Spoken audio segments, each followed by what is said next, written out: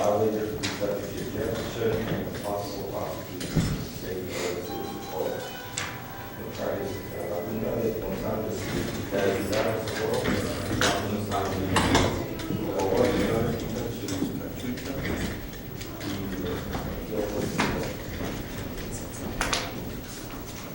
y se hace por favor todos los teléfonos electrónicos y hay unas porque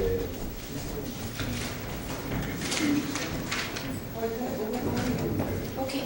no, la universidad no tomará ninguna precaución y si lo hacen podemos poner cargos de velocidad por el estado. Don't forget to vote. Next week. They're not signing. I promise you, next week. No, you have to do it this week. I just did it. No, for everybody. For I everyone. did. Don't be shy. You can I do did. it. Do it.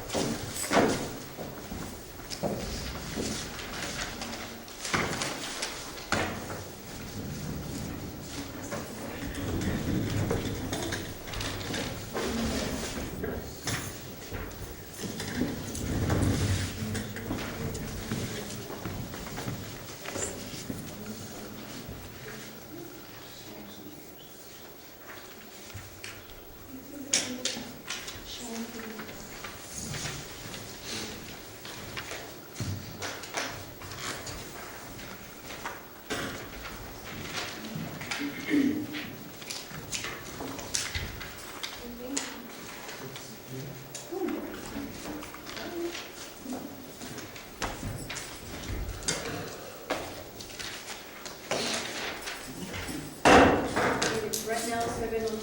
Please stand for pledge of allegiance and the opening Chief, would you please lead us on the pledge of allegiance? Yes. I pledge allegiance to the flag of the United States of America and to the republic for which it stands, one nation, under God, indivisible, with liberty and justice for all.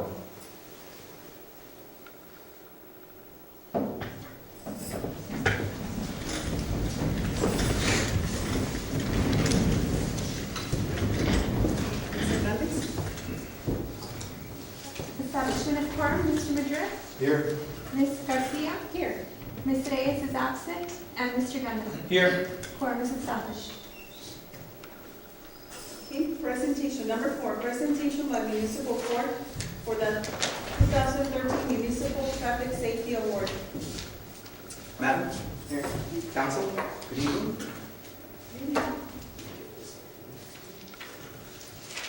It's my pleasure to inform you that our very own Socorro Municipal Court was awarded one of 9 courts throughout the state of Texas in our category, the 2013 Municipal Traffic Safety Award winner. As you can see there, we're on the website on the Texas Municipal Courts Education Center, and we're here in this middle category right there, Socorro. Now again, this is one of 9 awards throughout the state of Texas, right there, throughout the state of Texas, amongst all 900 plus courts in Texas. Basically, what the award entails is they recognize courts for their outstanding contributions to their communities in an effort to increase traffic safety. It wasn't limited to that. It was our efforts in decreasing traffic crashes, traffic fatalities, juvenile DUI, child safety seat offenses, red light running, and other related traffic offenses. What I want to go ahead and do today is just briefly show you the presentation that I went ahead and sent and submitted on behalf of our court, and that way you can get a better idea as to what goes on in our court other than just the daily routine that we do.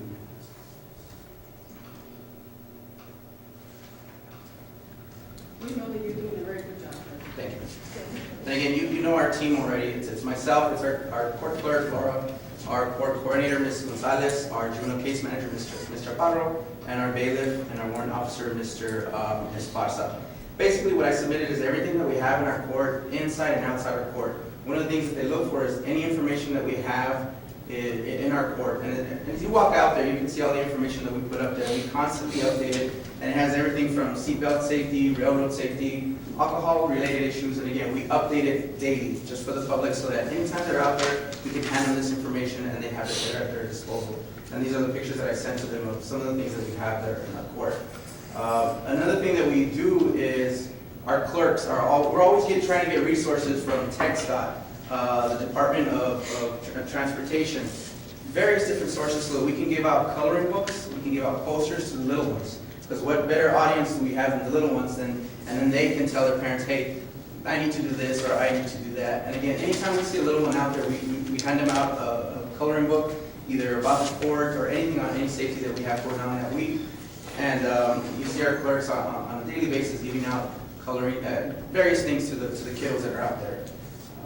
Another one of the things is what do we do for the jurors? Well, one of the things is that after the 2 or 3 jury trials that we've had here, I went ahead and obviously thanked them for their service, but also reminded them that in the city, please be careful and obey all safety laws while you're driving. Our website, and you all know that our website is no more than 2 years old.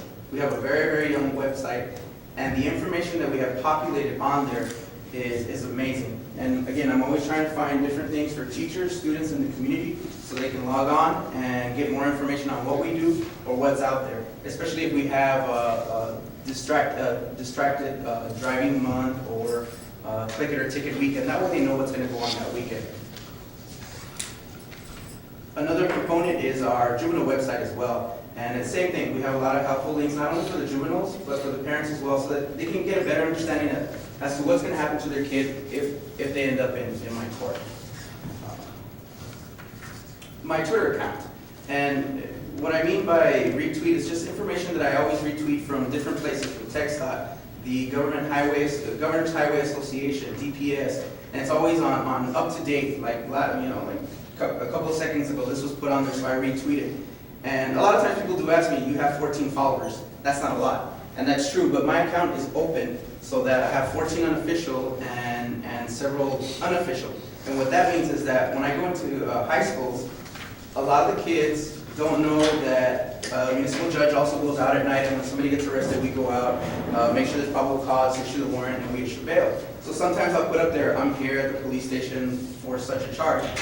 So when I go to the high schools, kids ask me, you really were up at 3 o'clock in the morning? And I'm like, yes. So I know that they're following, even though obviously kids aren't going to want on their Twitter account that they're following a judge because they don't want their friends to know about that. But they do look at it, and so since it's unofficial, it's open to the public and it's open to anybody. And here are just some of the tweets that I've done. One of the key components is when is not a fine a fine? What are some of the creative things that we do here in our court that I understand that we're not going to get the fine from the juveniles, and I don't want the $500 from the juveniles because that's not really a deterrent for them. They're still going to keep doing what they're doing. The fine is really paid for by the parents. So what do we do that helps the juvenile understand of what they did? And to me, it's always been prevention through education instead of the citation. If you see our mission statement there, what we want to do is hold our juveniles accountable for their actions and help them and their families through the services that we have through our court. We want to prevent the negative behavior, correct it, and then that way they won't end up in my court again, and unfortunately, sometimes they graduate to the adult courts. Keep in mind that 50 to 60% of the juveniles are in municipal court. So even though we're the lowest of the courts as far as municipal, district, counties, state, we receive most of the juveniles in our courts. So what we do is key to help preventing them from getting to the higher court and some of those higher crimes. And again, a lot of the partnerships we have are several different people that offer the drug and alcohol awareness classes, obviously the defensive driving courses. The Border Patrol has a Project Pride and Project Detour for first-time offenders, for paraphernalia and for drugs and things like that. And they have movies that they show the kids, and they really do get a lot out of these movies. We're also partnered up with El Paso Teen Court, and basically, again, they plead guilty in my court, but then they go to a jury before their peers, which is a jury like, the teenagers before them. And they impose, instead of the fine, they give them community service, or that they have to participate in another teen court. And then they come back to me, and then if they comply with everything, then I would be able to dismiss the citation when you come back to my court. And a couple of times you've seen the teen court. They're very gracious when they come in and we allow them to use our court. What better feel of what the court system is like than actually being in a courtroom. A lot of times the Socorro Teen Court and the Mount Wood Teen Court are in the library. And anytime that we can offer them the court to get a better feel of a courtroom setting, they're very thankful for that. And a couple of times I've gotten the privilege of being the judge for the teen court. And again, teens are very harsh on each other, but they make sure that they get the message across that, hey, you did this, and this is going to be your punishment. Community service. We've always worked with our community through our public works director, through our parks director, where we've had a couple of the kiddos, or sometimes even the adults at Camp Hay. We'll help them go out there and do various things like our tire roundup, the seat check that some of you saw, anything that we can get them out there to do that they can help us out, and at the same time understand what it's about to help others, and that's a plus for us. Again, through our juvenile case manager, for the railroad violations, for when kids are trespassing on the railroad or on the railroad tracks, or they don't go around the barriers, the fine is $252. And again, I don't care about the fine, and I'm not going to get it from the kids. We're partnered up with Operation Lifesaver. Basically, on there they have different videos and give them a bunch of information on the dangers of that. So what I do is with a juvenile case manager, they see the videos together, they talk about it, the kids write a paper, they have a discussion, they come back to me, and if it's satisfactory to me and my juvenile case manager, then we're able to dismiss the citation. And a lot of times the kids will come up with pretty creative papers and thoughtful papers. And that's meaningful to me if it's thoughtful. It's not just, they just put it together just to get rid of it. They really put some thought into it, and they come back and say, well, I didn't know the dangers of it. Now that I know, I can at least tell my friends about it. And again, what better way than preventing that infraction again, and then through them helping us out, talking to other people, some of the other kids that are out there. The Reading Across America. I know Ms. Garcia was a part of that as well, where we went to Escondrias and we read a couple of books. I took the opportunity to read the true story of the Three Little Pigs, which, long story short, is the story of the Three Little Pigs according to the wolf. Basically, he said he had a cold, he was sorry that he blew their house down, he was sick, he didn't mean to. So then I asked the kids, now who do you really think he's a bad guy? And it's about 50-50. The kids are like, no, I think he's innocent. And the other kids are like, no, I think he's guilty. And I tell them that's basically what a judge does. Sometimes it's that close, so you have to weigh the evidence and try to make the best decision possible for the people that are in front of you. Not only that, I take the opportunity to talk to them about seat belts and the dangers of not wearing your seat belt. But again, it's any opportunity we get to talk to the community and talk to the kids, and we always go out there. And again, I know Ms. Garcia was a part of that as well. We were there talking to the kiddos, and it's always fun to do that.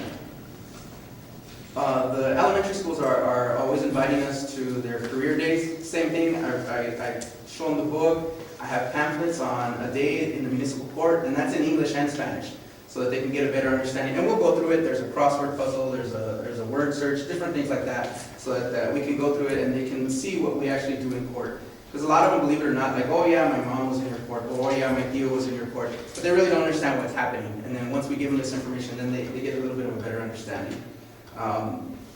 In light of that unfortunate accident that we had a year or two ago, I also made it a point to give them the railroad safety and just talk to them about the dangers of especially here where we have a lot of kids that cross between Socorro High School and Sanchez Middle.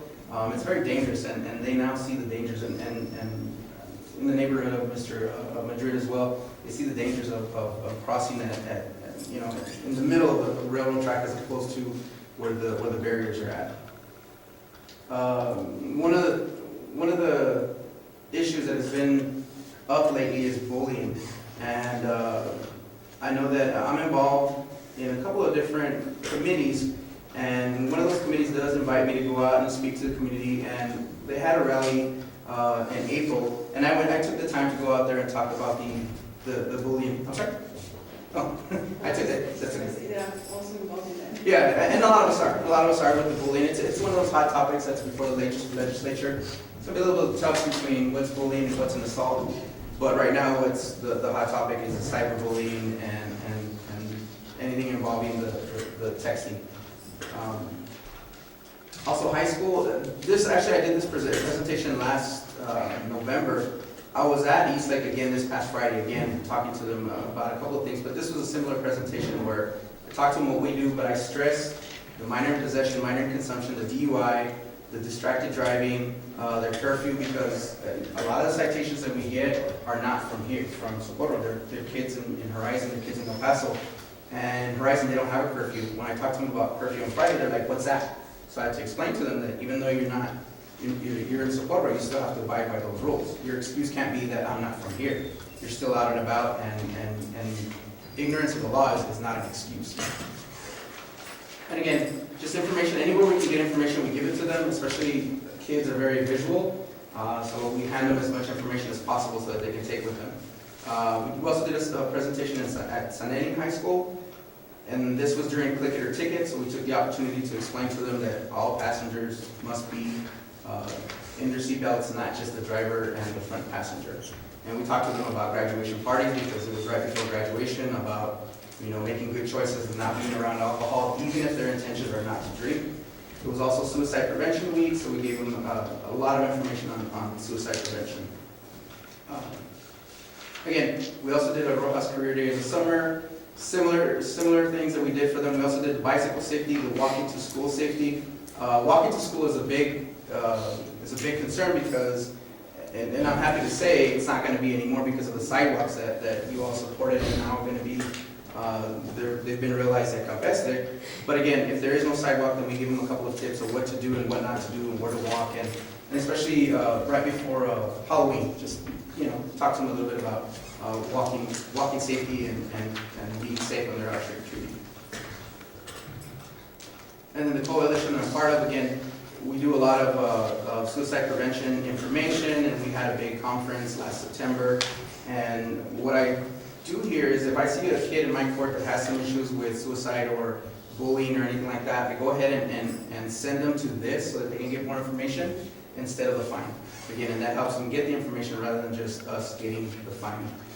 And I think this was one of our biggest events that we had last year was the National Seat Check, because we got everybody involved. We got the councilman involved, and the city manager was involved. We got our Socorro Police Department involved. We got the DPS, the Highway Patrol involved, and we were able to help out a lot of people that were basically did not know what seat was appropriate for their kid.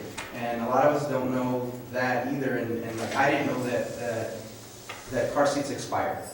And just to know that is something that we all need to stress to people that, once your kid gets to a certain height or gets to a certain weight, he or she needs to go into the next car seat or booster. And again, it was something that a lot of our officers were involved, and they were measuring the kids, making sure that they were in the right seat, and it turned out to be a great success. I had the whole court out there, and they were helping, and we had a lot of car seats. We still have some car seats that we're going to use for this year again. Another thing that I did not add to this one is that now our juvenile case manager is now a certified technician. I sent her to the training. TxDOT did it for free, as well as two of our officers also went, and so now they're certified technicians to where as soon as they get a certain amount of hours, then we can do these on our own without having to be shadowed by anybody else. They can do that, and we can have as many as we want in a year, not just for National Seat Check. And again, this is another career day where we took the opportunity just to give them some of this information, tell them what a judge does. And again, the kiddos are always, the kiddos are very visual. As long as we have books out there for them or stickers or pamphlets or something for them to get, they're always interested in that information. And then another thing that we also do is the municipal court week where everybody's involved, and I know some of the council members and some of the public go out and take part in this, and it's through the support from you all that we get our proclamation, just to show what we do out there and just to recognize the tremendous staff that I have working there at the court alongside with me. And again, the key is just the prevention through education instead of the citation. And because of this presentation, we'll be recognized in Austin in April, and that's one of the trainings that you had approved for us to go already. But what they're going to do is for the winners, it's free, it's at no cost. But what they're going to do for us, we already paid for it. They're going to go ahead and refund us some money since we were part of one of the 9 courts that got this award. Again, my staff and I want to thank you for all your support and just letting us be creative in the court, letting us work, making sure that we help our juveniles in any way that we can, and the adults as well. It's one of those where the work is there, but I know that our biggest fans are going to be the kids. I know we've had 3 kids already that part of their deferment was to go get their GED. They came back and told me, Judge, I got my GED, now I can go and do something. Rather than the fine, they got it, now they're going to go be productive, and they need to take that next step. And again, thank you for your continuous support of the court, but again, it's it's a pleasure for me to say that we were one of 9 of the 900 and some courts throughout the state of Texas.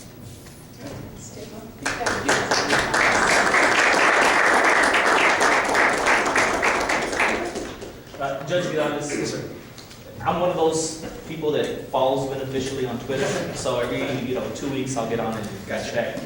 But and I know I've told the story to y'all, but my favorite story in your court department, I think it just exemplifies the change we've seen in the court department, is when you implemented the jury trials, which we had never done in Socorro. And the story that we have those lawyers that post for $99, I get your ticket dismissed. Because every lawyer knew that if you came to Socorro, by law, we have to grant them a jury trial if they request it, and we weren't set up for jury trials. So they would always say jury trial, and then that would be okay, automatic dismissal. And when you changed it, and lawyers would show up, and that realization that we're now a city, that when they came up to the court, they say, I'd like a jury trial. And you would say, okay, what dates? Sure. And then they would correct you and say, no, I said a jury trial. You would say, yes, sir, I understood. On what date would you like it? We have these open. Correct. So, again, it just exemplifies how we've come so far that now we have our own jury trials. And we've done several jury trials in the past. So I want to congratulate you on where you brought the municipal courts. Thank you, sir. And again, other judges have called to not only ask how we've set up our juries and our bench trials, but our juvenile court as well. So they've called and say, how do you set this up? I think one of our attorneys the other day was asking me, I need to get more information because the judge in McAllen wants to know how you run your juvenile case manager program and how it is you set it up. And by all means, we know exactly how to set it up, and we're always willing to lend a hand to any court out there. I think you're an integral part of this upbringing of the lifestyle in Socorro, that we gotta educate our kids, educate the family. There's other recourse than just doing things against the law, and obviously you're doing your best and you've accomplished a lot. You're setting the example for the southwest area around here, and that's good. Nothing like Socorro leading the way, and Yes, sir. you're one of those leaders here in Socorro. Yes, sir. Thank you for that, Judge. Thank you, Representative. Okay, thank you, Judge. I'd like to ask a question. When we have jury trials, how many jury summons go out? How do you handle that? We send out between 50 and 70.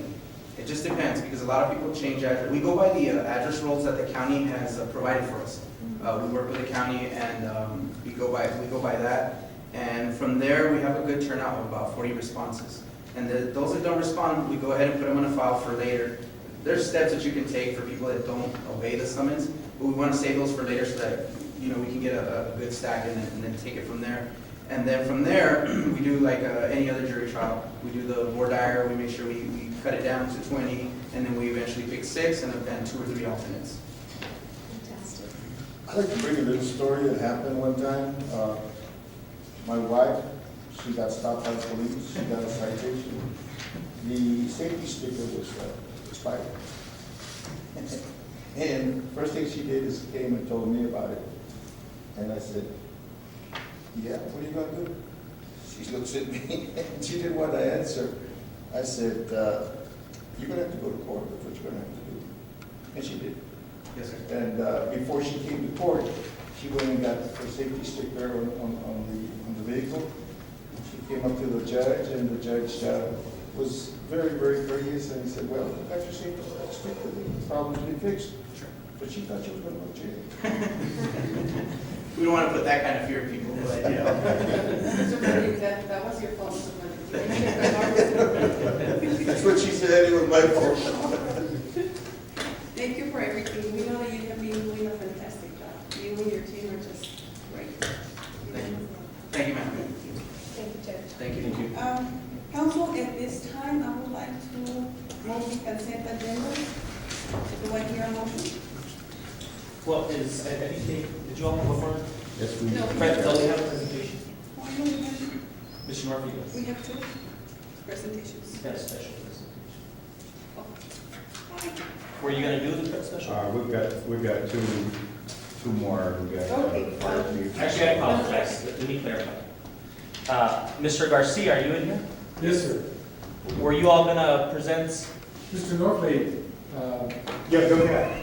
oh, me? Okay, let me read number 5 then. No, this is not the No, agenda. it isn't? Okay. A special one. This is a moment of privilege that Yes. we're giving the city manager. Oh, okay.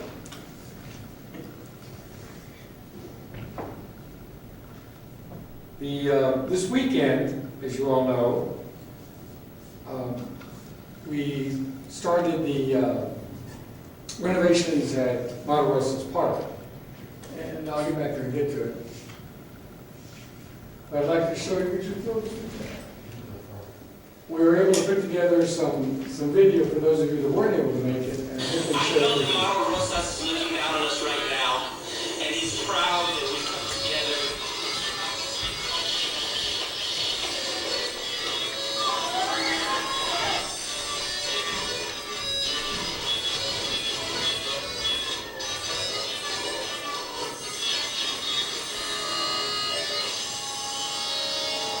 Well, I feel very honored. The family, as part of behalf of the Rosas family, very honored that City of Socorro was able to go ahead and honor my dad and just call it the Mauro Rosas Park. Amazing to us that my father is remembered after so many years that he's passed. What he actually did for the Latino, Mexican American community, he was one of those groundbreakers. When people told him he couldn't, he said, I can.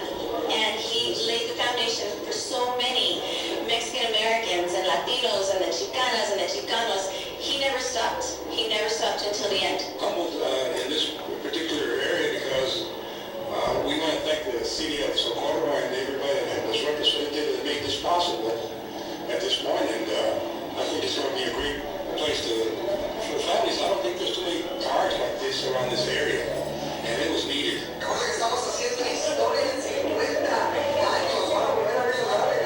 This is the Mauro Rosas Time Council. Que se oiga el aplauso, en 50 años van a volver. I think Socorro has been known as a sleepy town in El Paso area and the state of Texas for many, many years. It's a small and warm city, but now it's ready for them to move forward and to grow. And this is an example of what the city council has in mind. And it's so incredible that they have the courage to move forward and reground themselves. There you go, ladies and gentlemen, the last Time Council. En los 50 años nos vamos a sacar adelante los acordados.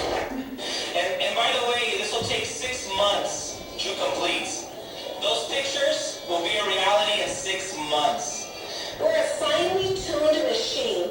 We're making progress. We're really advancing this city because this city really is a city. It's no longer the little town of Socorro. It's a city of Socorro, and we have to remember that. Well, Representative, are we ready to start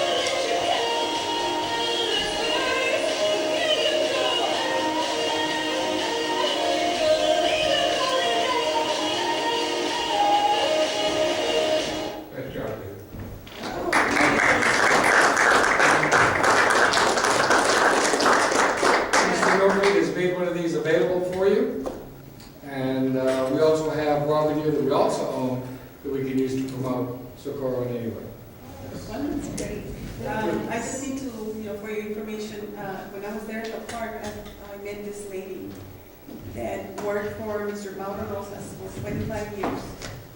And she said that he was a wonderful person to work for, that he was just terrific. She couldn't go in front of the mic and say something because she had trouble with her legs. But she said to tell you and to tell everybody that he was really nice, a really nice person to work for. Well, the park has already started. I don't know how many of you were there to know.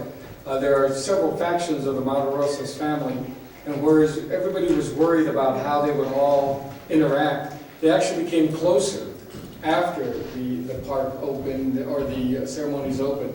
And they actually walked out exchanging stories. So it's already started to work in a positive manner. Anyway, Mr. Norby made gifts of these, or has these available for you, and if you need any more questions on this, let me know. And I want to remind people this happened during Campestre, that celebration.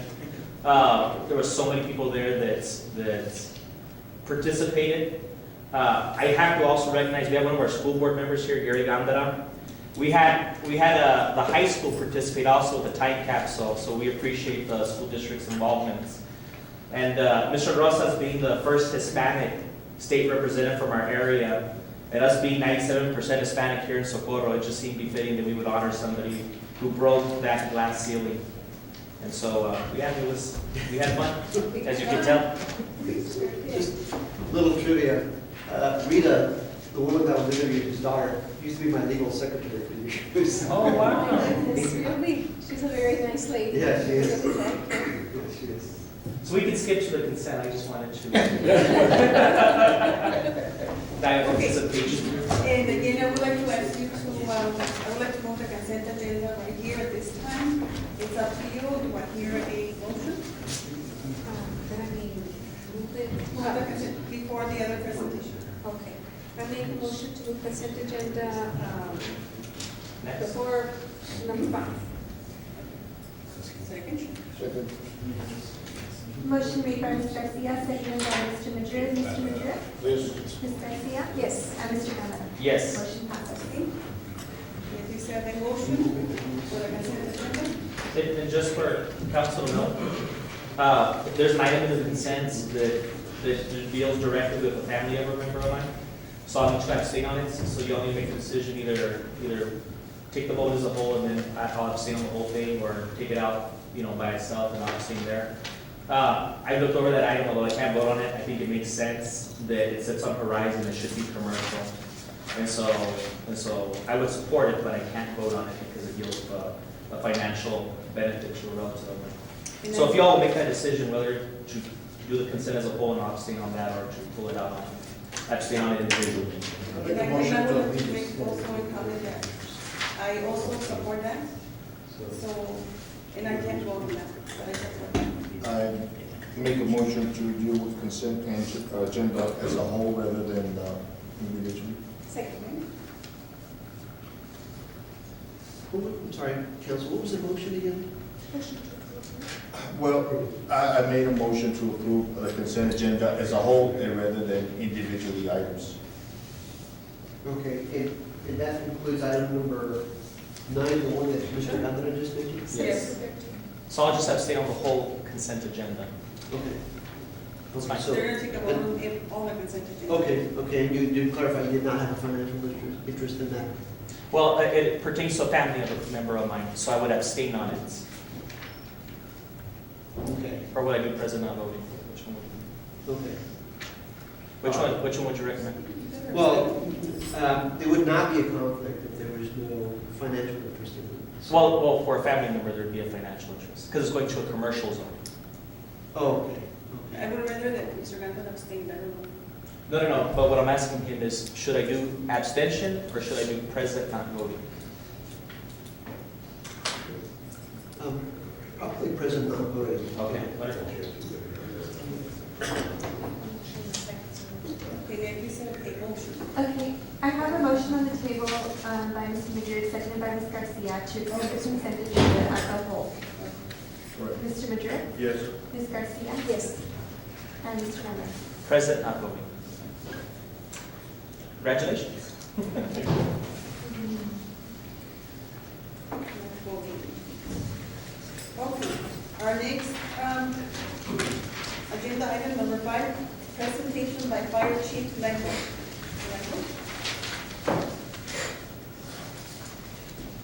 Give me just a second to set up. if And that's for okay. whoever doesn't know, this is our new fire chief for our new paid fire department.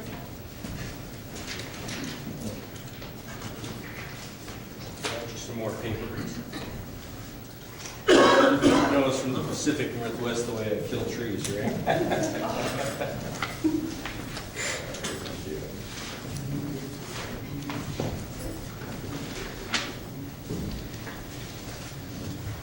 Just gonna go from the flash drive here. What I'm gonna be talking to you about tonight is a couple of things. One, I wanted to make sure that our governmental leaders and our citizens really knew, and I guess for a lack of better words, knew what you're getting yourself into with the fire department. That kind of has a negative connotation on it, and it isn't really, but you do need to be informed about what we're responsible for. So that's one of the things that we're going to be talking about tonight. The other thing that I want to talk to you about is the task force committee that we had put together that went over some recommendations, what those recommendations were, and then I'm going to end up with the standards of coverage document that I've given you and talk about the importance of that and why I'm bringing that to you for your approval. So first of all, the fire department in general has 4 functions. These are the core functions of the fire department. First one is fire suppression. Second one is rescue, and in that is the medical component, hazardous material response, and then prevention. Now, it may not sound like much, but there's really quite a bit to each of those. Suppression, the basic, and again, we're just scratching on what this means, okay? Suppression, the 3 components of that are, number 1, to rescue trapped occupants, number 2, confine and extinguish the fire, and number 3, property conservation. So that's the goal. And again, as we start talking about staffing, as we start talking about standards of coverage, those kind of things really become important when we look in terms of what our goals are. Rescue and EMS. Basically, rescue and EMS covers things like technical rescue, so things like water rescue. It could be trench rescue, it could be a collapse rescue. Vehicle collision response, where you've got people trapped in cars, and you're also providing medical support with that. And then there's the medical component of the fire service. Right now, nationally, anywhere, if you look at fire departments on a national perspective, about 85 to 90% of the work they do is medical. And in some places, they actually joke that they've become an ambulance service that puts out a fire every now and then. But that's a lot of what they do, and it's important to keep in mind because that's really where the rubber hits the road in terms of the interaction of our fire department with the citizens. Another important component is hazardous materials response, and there's essentially 2 levels of work that can be done there. One is what's known as the operations level, which is to isolate and deny entry, so you recognize there's a problem and you keep people out. And then the higher technician level is where you're actually containing and decontaminating people. As I foresee our fire department, we'll be at the operations level. Now here's a big one, and this is one that I don't think people really understand the importance of and the workload that's involved with it, and that's the prevention aspect of the fire department. And it covers about 5 core areas as well. The first one is code enforcement and amendment. Okay, so what does that mean? These are the things where people actually go out, do the occupancy inspections, and make sure that people and occupants are safe and that their building isn't going to catch on fire. Now, I'll tell you, fire marshals and inspectors, they get a bad rap. And they get a bad rap because people think that they're coming in there telling them what to do, how to run their business, and that kind of thing. Here's my perspective on fire prevention and occupancy inspections. I see my job as keeping our business owners in business If they go away, we lose tax dollars, and it hurts the community. People lose jobs. So I see occupancy inspections and code enforcement as really a way to help business owners, and a lot of it is just educating them. Another component is plans review. So what are plans reviews? Well, when a new development comes in or a large building comes in, you got to make sure that that thing's got the right protection systems in it, and that it's set up that if there is an emergency, vehicles can get in there and handle the emergency. I'll tell you, just personally, moving into my house, the district I was in before any new house was signed off, I had to go through it. I went through every single one of them when I was there. Well, when I went through my house on my inspection, I found about 4 things that it wouldn't have passed had it been in Templeton, California. So now people go, oh man, you're making people do more stuff and this and that. Well, it's things like making sure that there's a fire-safe door between the garage and the rest of the house. You get a fire in your garage and you can contain it to your garage and you don't get smoke and products of heat and combustion in there. That may save all your property. Carbon monoxide detectors. Carbon monoxide it's odorless, it's clear, you can't detect it. People die from that kind of thing. In my house, I've got a heating system in the center of my house, and we've put a CO monitor in there, but I know that other houses in my neighborhood don't have that. So if it malfunctions, it's a safety issue. Now again, it sounds like the fire department's getting a little intrusive, but it isn't that. It's more about just making sure that people are safe. Another component of this is public education. Public education involves things like doing first aid CPR classes, getting the firefighters out during Fire Prevention Week, and teaching the kids and hopefully teaching the parents through the kids. That's what we like to do. You send the kids home with good information, and it gets the whole family involved. And then the final aspect of it is what's known as cause and determination, and that is the piece where you have the fire investigator go out there and try and figure out what caused the fire. One was arson, hopefully find the individual, because we know that arson is very destructive and it's deadly. And the other piece of that is finding out why it happened so that you can prevent future problems in the future. Okay, on to the task force. Task force consisted of 5 members. 2 were outside fire service professionals. That was Jose Olivos and Alex Miranda were kind enough to participate in that. And then we had 2 city representatives in there, Representative Madrid and Rodriguez, or I should now say Mayor Rodriguez was involved in that as well. Unfortunately, I did not get any participation by the Socorro Volunteer Fire Department.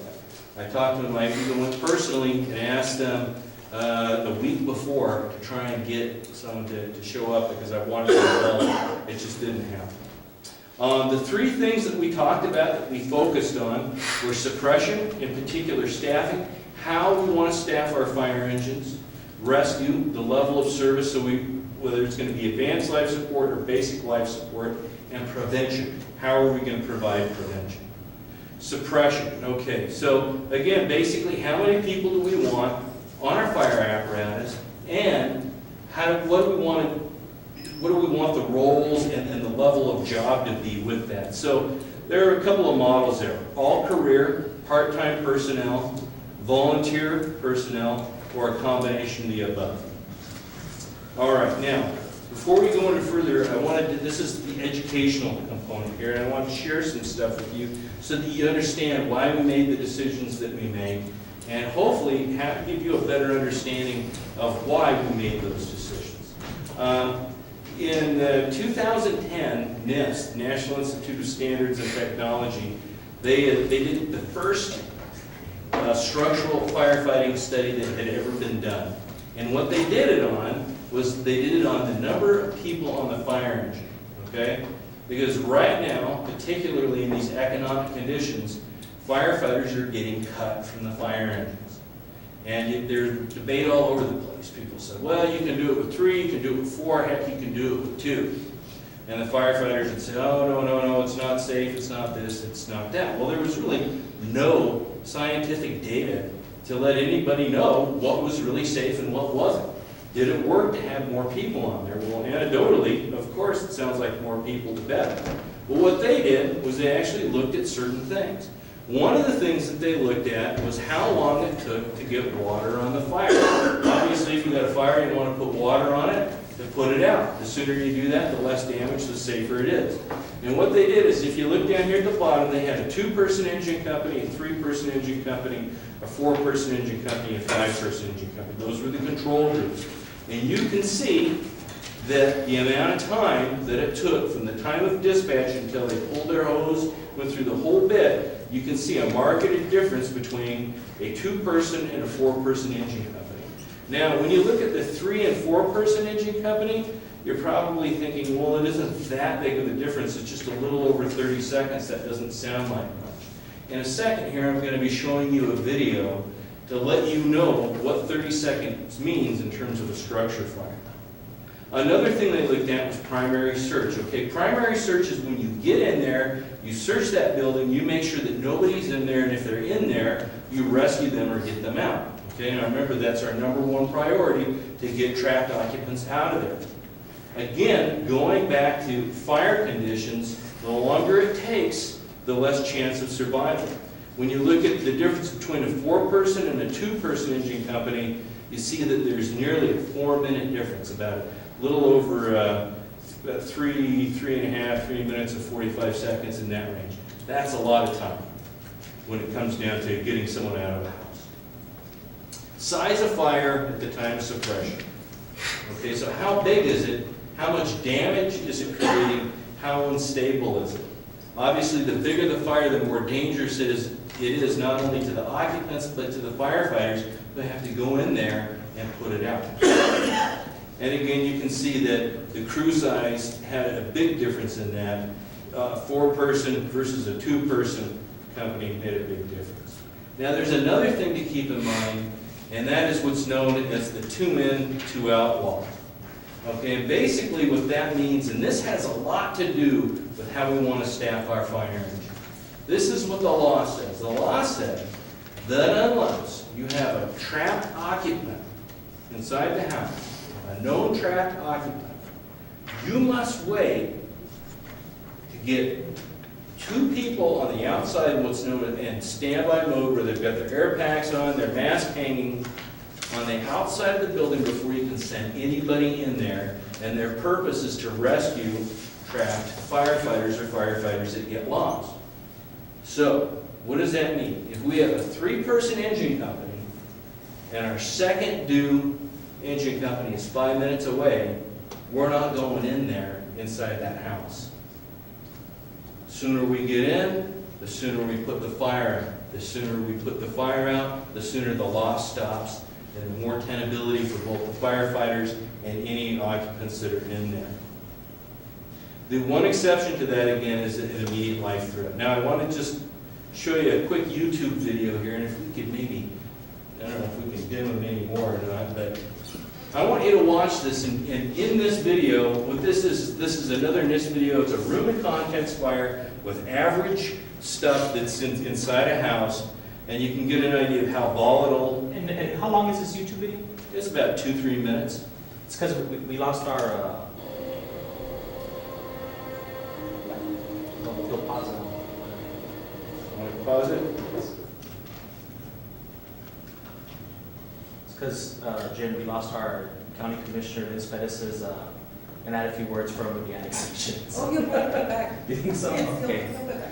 I got excited when I saw him. I said, oh man, there's an opportunity here. No, you'll be back. So, Jim, I need the cliff notes. Sir. Go. All right. Down here, you're going to see there's a timer, okay?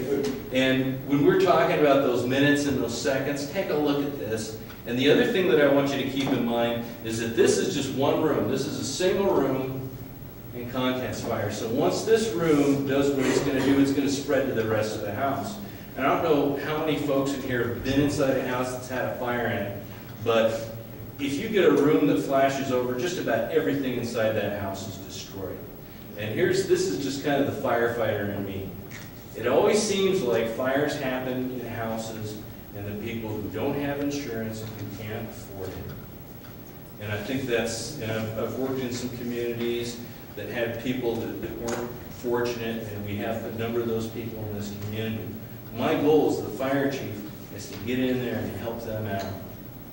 Okay, so again, this is just kind of educational for you.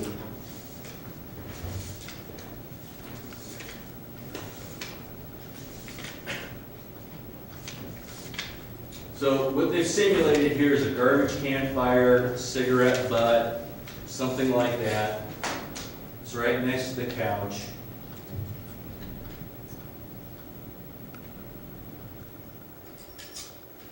I like that so. It's hot stuff. Okay, now it's just, fire's just now starting to get large enough that maybe a smoke alarm might be set off, maybe. And in firefighting, in fire science terms, we have a term that we use called rate of change. And what rate of change means, the more advanced the fire is, the faster things change, and you can start to see it as it grows. Now what's happening is as this fire builds up, because this is a compartment fire, that heat and smoke start to stop at the ceiling and it spreads laterally. Okay? And you'll see that as this gets bigger and it gets hotter, you'll see the room fill up with fire gases, and it's starting to there. And it actually, if you think about it, looks like an upside down glass of water. Okay? It's getting